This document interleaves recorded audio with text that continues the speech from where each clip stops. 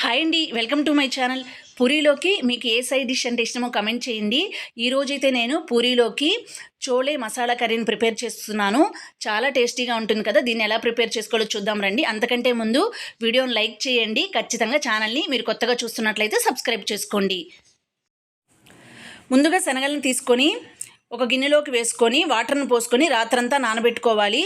Morning వీటిలో ఉన్న వాటర్ని తీసేసి ఒకసారి శుభ్రం చేసుకున్న తర్వాత వీటిని ఒక కుక్కర్ గిన్నెలోకి తీసుకొని, అలాగే ఇందులో నేను ఒక 2 పొటాటోస్ని తీసుకొని వాటి మీద ఉన్న స్కిన్ని రిమూవ్ చేసి కొంచెం పెద్ద ముక్కలుగా కట్ చేసి కుక్కర్లో వేసుకొని మునిగేంత వరకు వాటర్ని పోసుకొని కొద్దిగా సాల్ట్ని కూడా వేసుకొని స్టవ్ మీద పెట్టుకొని 3 విజిల్లు వచ్చేంత వరకు కుక్ చేసుకొని స్టవ్ను ఆఫ్ చేసుకోవాలి.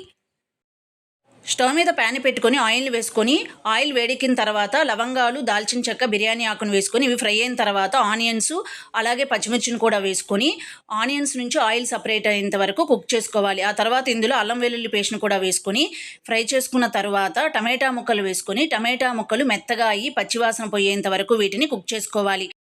టమాటాలు కుక్ అయ్యేలోగా మనం ముందుగా ఉడికించి పెట్టుకున్నాం కదా పొటాటోస్, శనగలు. వీటిని పొటాటోస్, శనగలను ఒక గిన్నెలోకి తీసుకొని కొద్దిగా శనగల్ని కుక్కర్ గిన్నెలో ఉంచుకొని ఇలా వీడియోలో చూపించినట్లు గరిటతో మెదుపుకోవాలి. ఇలా మెదుపుకోవడం వల్ల మనకు కర్రీకి కొద్దిగా గ్రేవీ అనేది యాడ్ అవుతుంది.